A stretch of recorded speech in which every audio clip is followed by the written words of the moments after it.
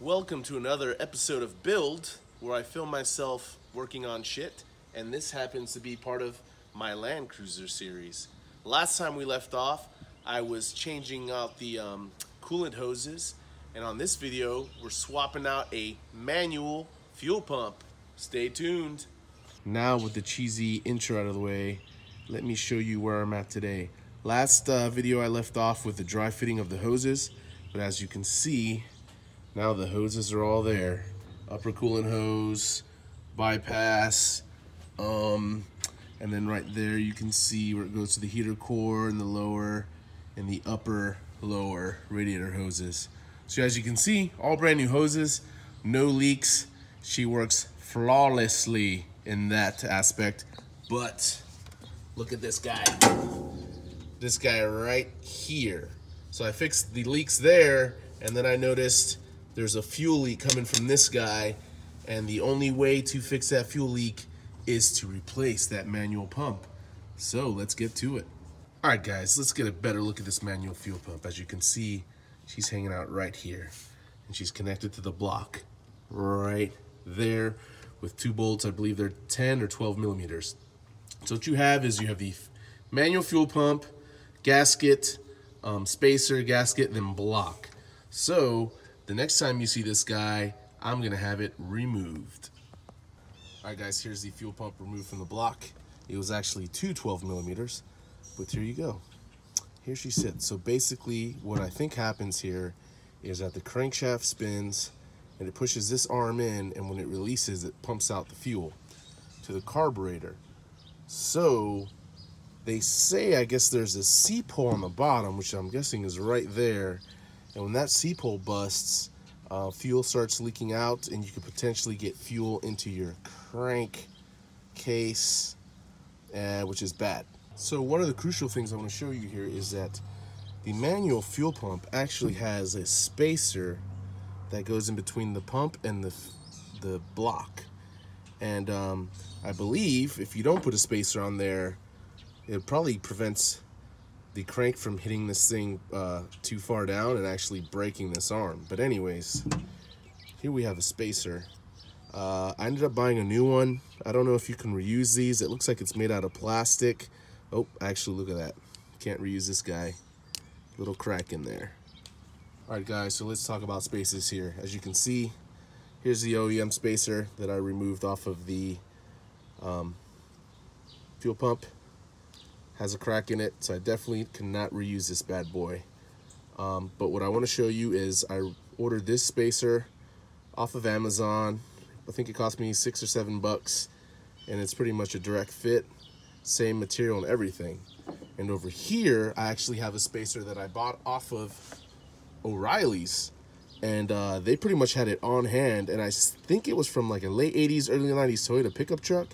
This thing seems to be made out of aluminum. And I mean, even though around the edges, as you can see, it's a little bit bigger than the OEM one, all the holes line up. So if you're in a pinch and I guess you cannot find the OEM one, I'm gonna assume this guy probably works. It's just a little bit larger, but I mean, it should work. All these parts came with gaskets, but I think for this application, I'm going to use the OEM one that I ordered. And let's get to it. All right, guys, so here we go. Here is the brand new clean fuel pump. Check her out. Shiny and new, no grime. Look at this grimy one. Grimy as hell. Done, son. New fuel pump. Anyways, let's check this out. Here's the OEM spacer. Boom, fits. But if you want to check it out, this other one also fits.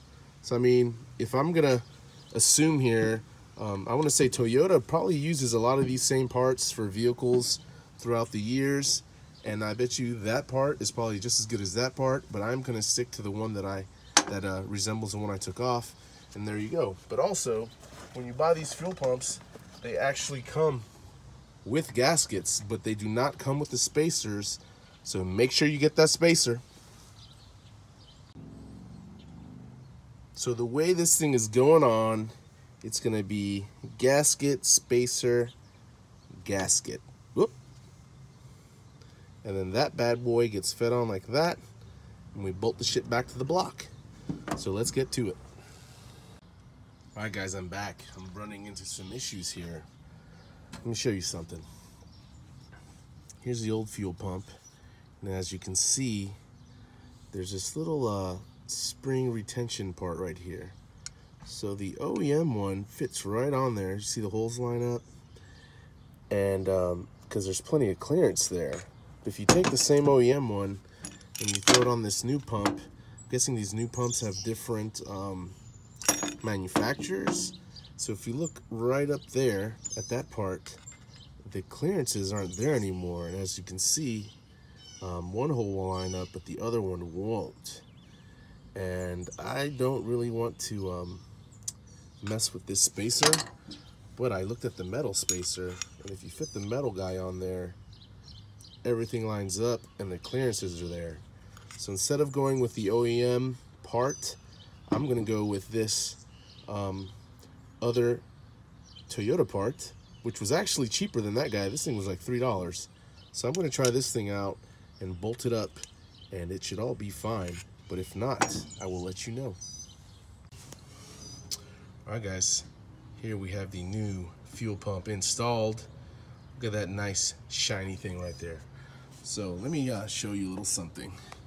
So basically, as you can see right there, I ended up using the metal spacer because for some reason the clearances on the plastic one weren't there, and I wasn't getting a good seal right here. But as you can see, that's a nice seal.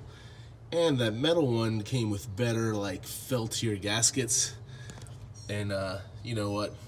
I kind of liked it better anyways. So let's get the rest of these lines on here, and let's see if I can get the Lanny started with this new fuel pump.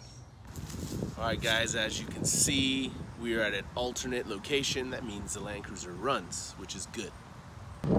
So I installed the new manual fuel pump. She's running good. I don't see any leaks as of yet, but you know what? I'll keep you updated on that. As I expected, you know, usually working on old vehicles and you order new parts, the parts are probably like not to factory spec, like they, you know, whatever it was in the 80s. So sometimes you have to modify things or just go with other parts. I know I've done it in the past with a lot of cars.